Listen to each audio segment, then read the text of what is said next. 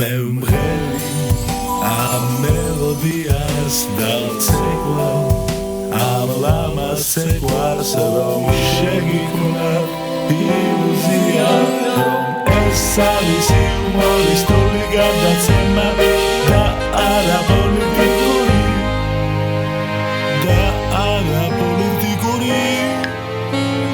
მაგრამ პოლიტიკური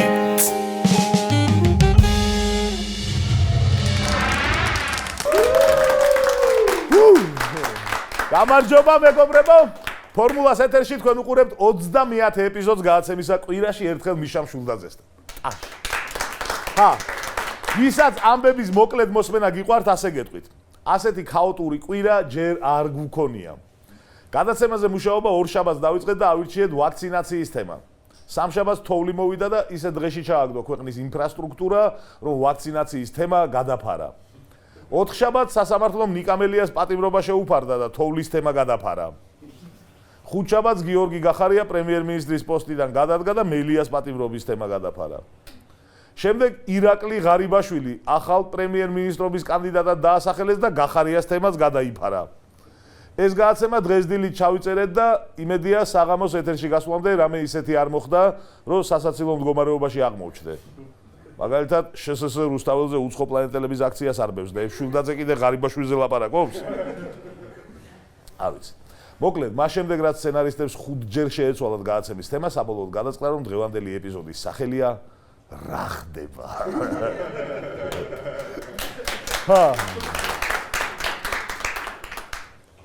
როგორც იქნა, გიორგი გახარია გადადგა. მართალია წელიწადისა და 8 თვის შემდეგ და სულ სხვა თანამდებობიდან, მაგრამ ხო გადადგა. საუკეთესო კრიზის მენეჯერი პირველმა თოვლმა ჩამოშალა. ქვეყანა ჩამოშალა. პარალიზებული იყო გზები, რაღაცები წაიქცა. მაგალითად, ფალიაშვილის ქუჩაზე ხე წაიქცა და მანქანას დაეცა. ხოლო წყნეთის გზაზე ავტობუსის გაჩერება წაიქცა. ავტობუსის გაჩერება. ანუ თვითონ სიტყვა გვეუბნება, რომ გაჩერება, ანუ სადაც უნდა გაჩერდე და თვითონ ხო მით უმეტეს არ უნდა მოძრაობდეს. გახარიას სავარაუდოდ აქამდეც უნდოდა გადადგომა, მაგრამ ვერ მიდიოდა. იმ კაცმა ხო თქვა არ დამირეკოთო. მაგრამ დაბადების დღეების მილოცვა ხო შეიძლება? ხო და 18 თებერვალს ბიძინას დაბადების დღეზე დაურეკა გახარია, მიულოცა და გადადგა. რა უნდა ქნას ახლა გიორგი? ოპოზიციაში არ მიესვლება, ხელისუფლებაშიც ვერ დარჩება. ხო და გიორგი, წადით მთაში. ჩვენ ხო მოგვიწოდებდი? ხო და წადით და წამოყვებით. 20 ივნისს ქართულმა ოცნებამ ანტისაოკუპაციო აქცია დაარბია. გახარია მაშინ შინაგან საქმეთა მინისტრი იყო. გახარია არ გადადგა. ყველაფერი დააბრალეს მელიას. წელიწადნახევრის შემდეგ სასამართლომ მელიას პატიმრობა შეუფარდა და გახარია გადადგა, რომელიც მელიას დაპატიმრებას არ ეთანხმებოდა. მიხვდით რამეს? ვერა? ესე იგი თქვენ კარგი ადამიანი ბრძანდებით.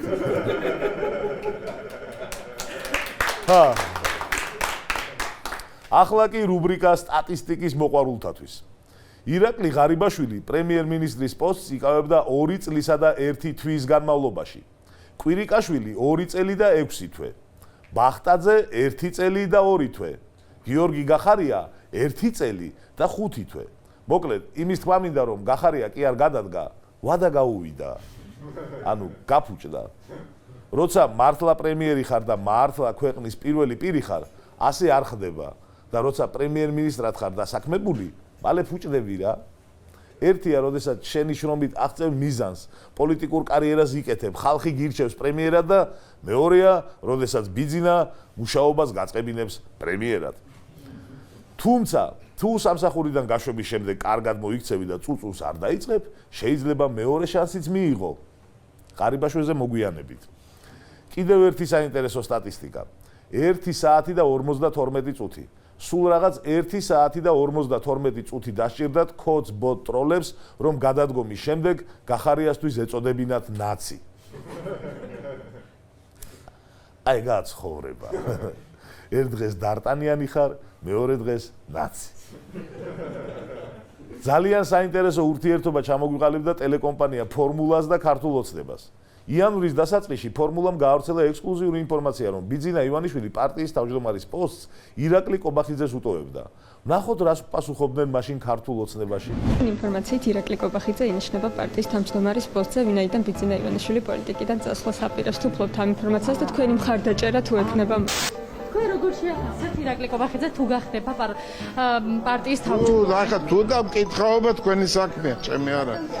პარტიის თავმჯდომარის პოსტზე ამ წუთას ჩვენთვის ცნობილი არ არის განიხილება თუ არა საერთოდ პარტიის თავმჯდომარის ცვლილება.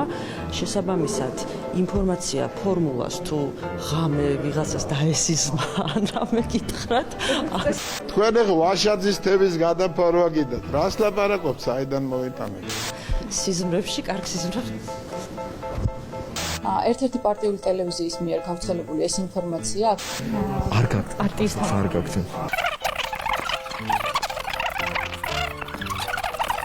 ითი სიტყვით ფრაზა თქვენ ამბებს იგონებთ დამთავრდა კარგი სონდერ გაჩერდი როგორ გეკატრება? სონდერ კამანდა აროთარ ყრილობა არ არის დაგეგმილი მე როგორც ვიცი ევროპული საქართველოს ტელევიზიამ ფორმულამ გაავრცელა ეს ინფორმაცია ნუ ალბათ უნდათ მაგალითად ვაშაძის გადადგომის გადაფარვა ანაირი ინფორმაცია რატო გაქვთ სულ არასწორი ინფორმაცია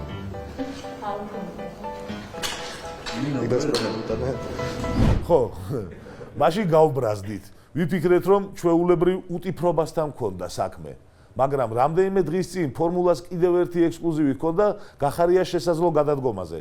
ნახოთ ამაზე რა გვიპასუხეს. ministri posts არ დატოვებს გაზაფხულზე.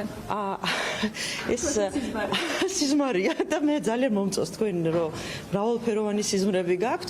სერიოზულ კომენტარს არ ექვემდებარება ის რომ თითქოს გუნდში რაღაც განხეთქილება. ახლა ცოტა გული მეტკინა. ანუ თქვენც არაფერს გეუბნებიან ხო უმრავლესობის წევრებო. ხო არიციან. ამიტომ უყურეთ ფორმულას. უყურეთ და ქვეყანაში რა ხდება მაგასაც გაიგებ და თან კაი თურქული სერიალი დავიწყეთ ახლა. 7 საათზე.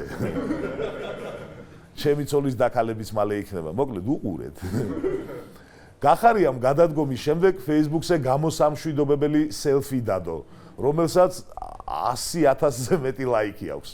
ახლა გიორგის გადასაწყვეტია ოპოზიციაში წავა თუ ინფლუენსერობას მიაწვება. რაც შეეხება ნიკა მელიას, მელია რადგან ვერ დაიჭირეს, შინაგან საქმეთა სამინისტროს ხომ უნდა გაეკეთებინა განცხადება. ხო და განაცხადეს. ამინდი არ ვარგო და დათმება და მერე დავიჭერთო. მართლა კი არა. ეს არ გამოცხადებიათ. ასე განაცხადეს, რომ სპეცრაზბელის ბავშვის ნათლობაა და მერე დავიჭერთო. მართლა კი არა, არც ეს არ ვთქვამთ. ასე თქვეს, რომ პრემიერის გადადგომის გამო გადავდეთო და მერე დავიჭერთო. ეს მართლა თქვეს. მე უკეთეს ვარიანტს გთავაზობთ შესაძლოა. ესეთი განცხადება გააკეთეთ.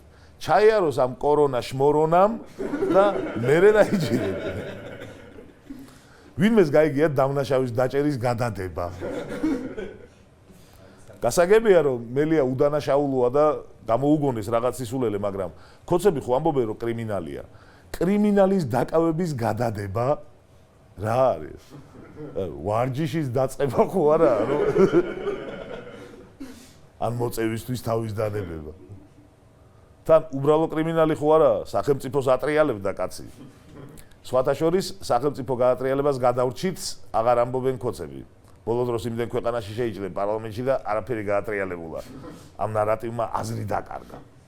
სომხეთის პარლამენტში სულაც ქართული ოცნების მიერ პოლიტპატიმრად გამოშვებული ჩახალიანი შეიჭრა, მაგრამ მაინც არ გადატრიალდა სახელმწიფო იქ. მოკლედ, არაა მარტივი საქმე სახელმწიფოს გადატრიალება და ყოჩაღ მელიას, რომ ასე ექსპრომტად ცდილობდა ქვეყნის გადატრიალებას. ყოჩაღ, ანუ გამბედაობა და მხნეობა ქონდა. სასამართლოს გააწყვეტილება მელიას დაპატიმრებაზე გააკრიტიკა ყველამ, აი ყველამ. ამერიკელმა სენატორებმა, ევროპარლამენტარებმა, ჯიმ რიშმა, ჯინ შაჰინმა, დევიდ კრამერმა, კუბილიუსმა, ლიეტუვის ელჩმა ეგა აყოლაო, ახლა იკითხავთ და კი, ეგა მეტი მეგობარი არ ყავს ახლა. რაც შეეხება ახალ პრემიერს, რომელიც ყოფილი პრემიერი ირაკლი ღარიბაშვილი იქნება. გახარიას გადადგომიდან მალევე შეიკრიბნენ ქოცები და სასრაფო წესით წარადგინეს ახალი კანდიდატი. ნუ, ასე ფაცხა-ფუცხით რაც მოხერხდა ეგ იყო რა. ღარიბაშვილი. ბიძინა ივანიშვილმა დაადასტურა, რომ პოლიტიკიდან არ წასულა. აბა რა ღარიბაშვილი, ბიჭო. ჩემი ინფორმაციით, ბიძინა პრემიერად სამ ვარიანტს განიხილავდა: ღარიბაშვილის დაბრუნებას, კვირიკაშვილის დაბრუნებას, ან ბახტაძის დაბრუნებას. კვირიკაშვილმა წასვლის შემდეგ რაღაცები ილაპარაკა, ამიტომ კვირიკაშვილი გამოირიცხა. ბახტაძის ნომერი არ ქონდა, არც ბიძინას და არც არავის ქართულ ოცნებაში. და შესაბამისად გადაწყდა ღარიბაშვილი. გახარიას წასვლა და ღარიბაშვილის დაბრუნება ტომი და ჯერის იმ სერიას გავს. ახალ კატას რო გააგდებს ტომის პატრონი და ისევ ტომს რო დააბრუნებს. იმ განსხვავებით, რომ ტომი დასაბრუნებელი იყო. სად ტომი და სად ღარიბაშვილი. მართლა ტომი რო პრემიერად დანიშნა, დარწმუნებული ვარ, ძალიან მალე დაამუყამებს რაღაცებს. საქართველოს ბიუჯეტი რამდენია, ეგ მაინც ეცოდინება. შეიძლება უცებ კითხავ აჟიოტაჟზე გამახსენდა ამ პროგრამის განხორციელებას ფული ჭირდება და თუ შეგიძლიათ ეხლა რომ მითხრათ, რომ წელს სახელმწიფო ბიუჯეტში შემოსავლების გეგმა რამდენია მთლიანი მოცულობა? ბატონი ხადური, თუ გაქვთ თქვენ თუ იცით, ბატონ ხადურს ეცოდინება დარწმუნებულია, თქვენ თუ იცით რამდენია? მე მგონი ზეპირად არ უნდა ვიცოდე რაღაც. არ უნდა იცოდეთ სახელმწიფო ბიუჯეტის შემოსავლების გეგმა რამდენი არის, არ უნდა იცოდეს პრემიერ-მინისტრმა, ეგრე ფიქრობ. პრემიერ-მინისტრმა იცის და კიდევ უფრო მეტი რამ იცის ვიდრე თქვენ. იქნებ მითხრათ რამდენი არის. დეტალებზე შეიძლება რომ მიმართო ფინანსები. დეტალი არ არის, ერთი კონკრეტული ციფრია, მე ხوار ჩაშლის ხوار გეკითხებით, შემოსავლების გეგმა რამდენი არის წელს? ეს პროგრამა ზოგიერთ თქვენ გითხრათ, ბატონ ზურა, თქვენ ხართ. მე შემიძლია გითხრათ, თქვენგან მაინტერესებს.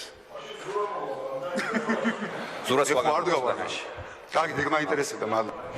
ნუ, ნორმალურ სახელმწიფოში ასეთი კომპეტენციის ადამიანის კარიერული მაქსიმუმი პრემიერ-მინისტრის თანაკურსელობა იქნებოდა. აქ პრემიერად აბრუნებენ. მესმის იმ ხალხისას, ვინც ამბობს, რა მნიშვნელობა აქვს ბიძინას, რომელი მონა იქნება პრემიერ-მინისტრი, თავარია ბიძინა გაუშვათ. რა თქმა უნდა, რეალური მმართველი ბიძინაა და სანამ მას არ ჩამოვაშორებთ ხელისუფლებას, ქვეყანაში რეალურად არაფერი შეიცვლება.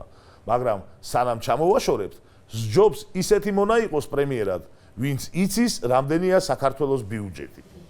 მართლა. რავი, თუ ატრაკებ მითხარით, მაგრამ ჩემი აზრით საერთოდ არაა მაღალი სტანდარტი, რომ პრემიერმა იცოდეს რამდენია ქვეყნის ბიუჯეტი. თავის ქვეყნის რა. სოზარ სუბარმა განაცხადა, რომ ირაკლი ღარიბაშვილის კანდიდატურამ გუნდში რა გამოიწვია, იცით? აღფრთოვანება. აღფრთოვანება ხო იცით რა არის? აი დარბაზში მყოფ ადამიანებს მინდა გთხოვოთ. მოდი ერთად გავაკეთოთ აღფრთოვანების ემოცია. უუ! ხო. აი ეს იყო აღფრთოვანება, ხო? მოდი ახლა იგივე გავაკეთოთ, ოღონდ ჯერ რაღაცას გამოვაცხადებ მე. მეგობრებო, პრემიერ-მინისტრობის კანდიდატი იქნება ირაკლი ღარიბაშვილი. აი, შეუძლებელია. რანაირად უნდა აღფრთოვანდე ღარიბაშვილი.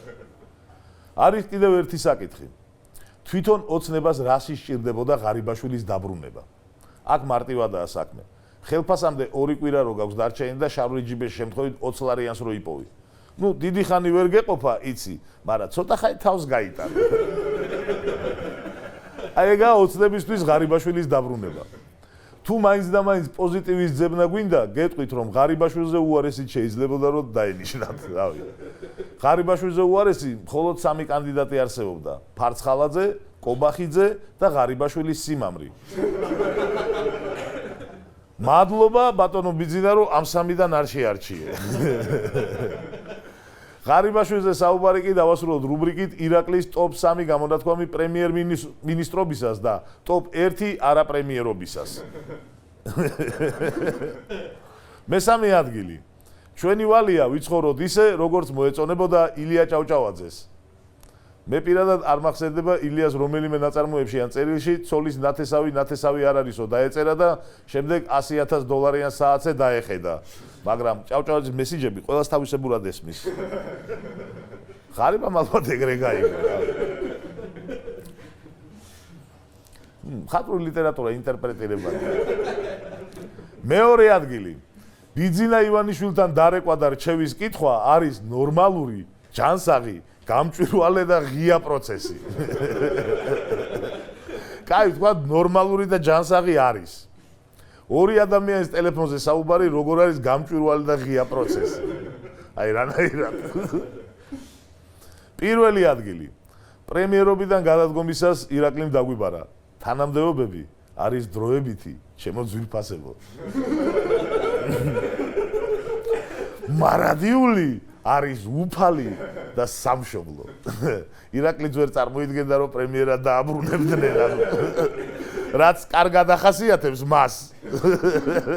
ესე იგი საკუთარ შეაძლებლობებს თვითონ მაინც აფასებს ადეკვატურად, მაგრამ რაკნას რამის იბრალია ბიძინა რომ სხვას ვერ ენდობა სხვას ის კაცი. ისე გულწრფელად თანაუგრძნო ბიძინა ივანიშვილს. თუნდაც 100 მილიარდი მქონდეს, ნამდვილად არ მინდა ეგეთი ცხოვრება, რომელშიც მხოლოდ ირაკლი ღარიბაშვილს ვენდობი. საშინელება.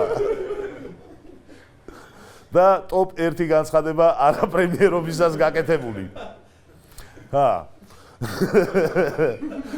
ნაცმოძრაობის დროს 5 ატამი ღირდა 3 ლარი. დღეს კილოგრამი ღირს 2 ლარი. ეს არის რა თქმა უნდა ჩვენი ყველას ერთად დიდი წარმატება.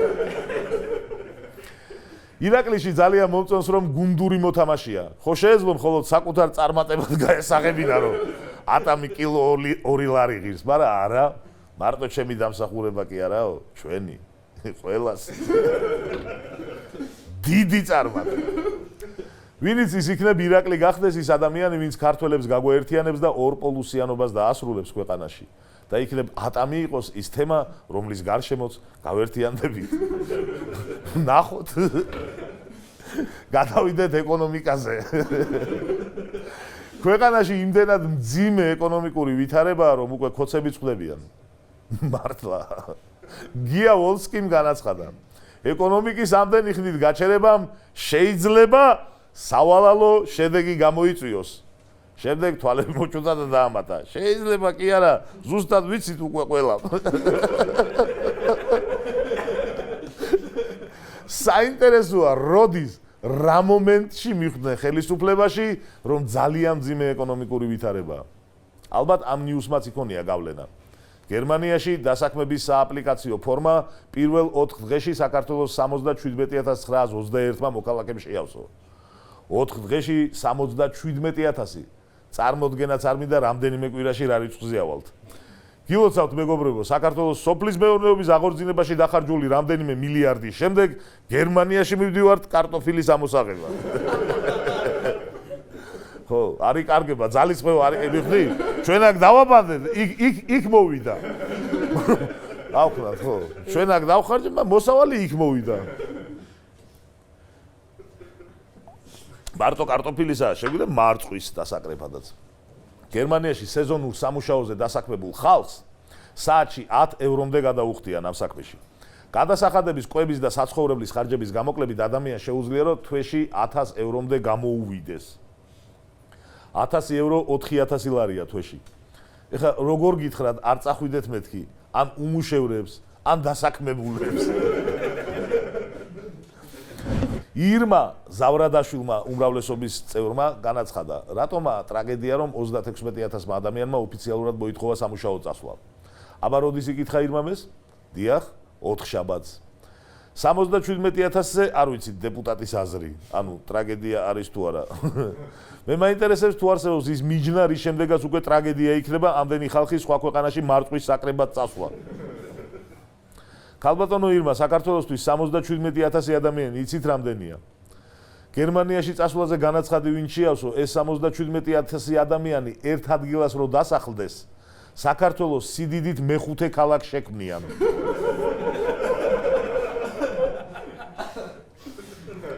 თან ეჭვი მაქვს გავადრო და გავიმეორებ ამ ხუმრობას, სადაც ვიტყვი რომ ეს ხალხი ერთ ადგილას რომ დასახლდეს, საქართველოს სიდიდით მეორე ქალაქს შექმნიან. დეპუტატმა თავისი აზრის გასამყარებლად მაგალითიც მოიყვანა.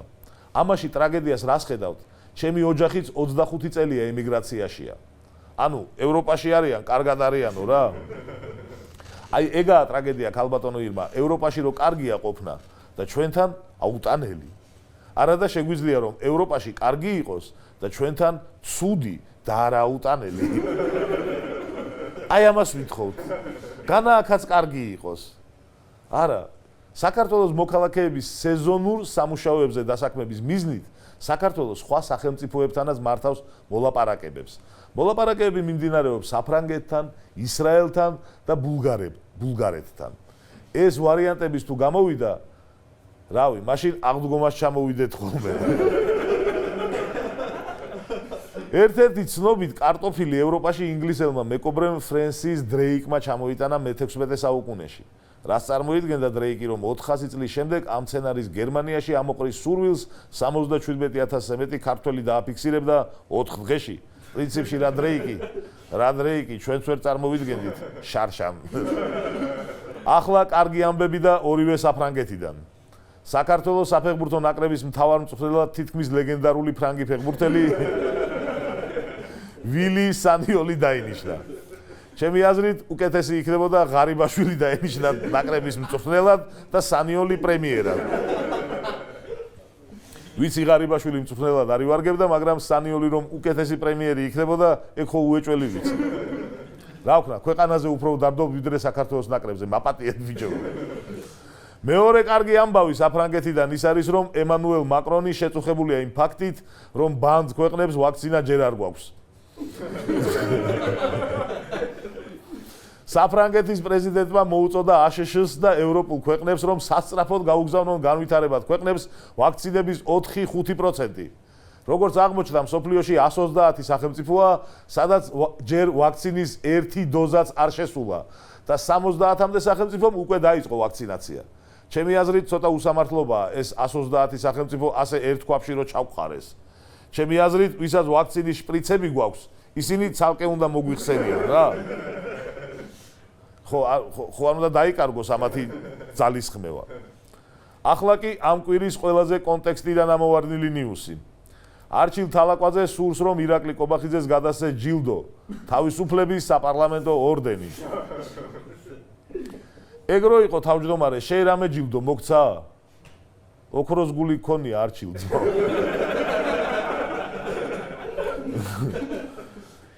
თურმე თალაკვაძეს საპარლამენტო ჯილდოს გადაცემასთან ერთად ბოზების აყვანაც უნდოდა, მაგრამ კობახიძემ არ გინდაო, გადააფიქრებინა. აი ასე ოსტატურად გადავედი რუბრიკაზე ჩვენი მოგონილი ჭორები.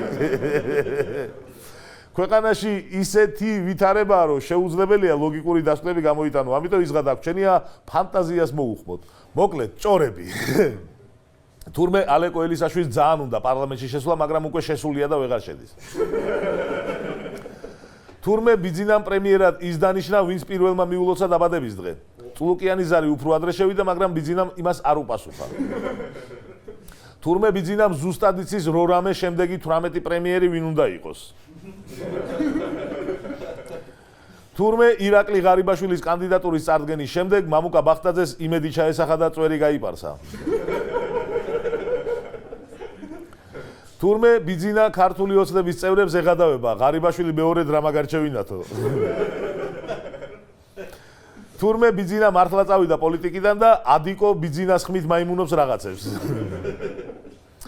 თურმე გახარიას ბოლოთვის ხელფასი არასტანდარტული ვაშლით გადაუხადეს. თურმე თელაწულუკიანს რაც კორონა დაემართა, სულ მაღალი სიცხეები აქვს, 25 და 7, 26 და 8, 27.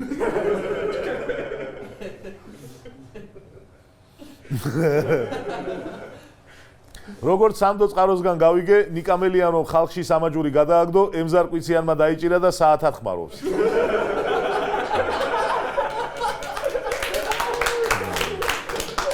თურმე ევროპელი სოციალისტები არ არიან, თორე ევროპელები მართლა არიან. თურმე დათო ოკიტაშვილს უნდა რომ გახარიას ვარსკვლავი გაუხსნას. თურმე თბილისის შემდეგი მერი ვილი სანიოლი გახდება. ნუ სულ ეს იყო ჭორები. რაც შეეხება პასუხს კითხვაზე რა ხდება, დაახლოებით ასეთი მდგომარეობაა.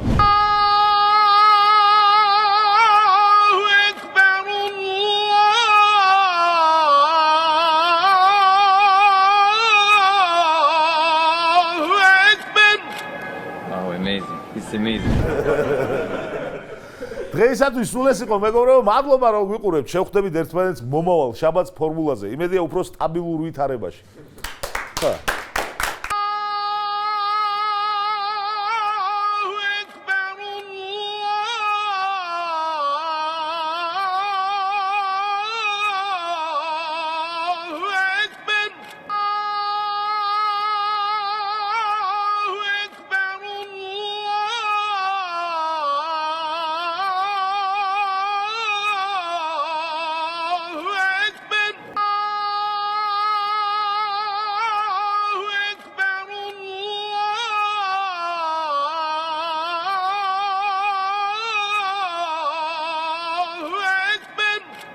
Wow, amazing. It's amazing.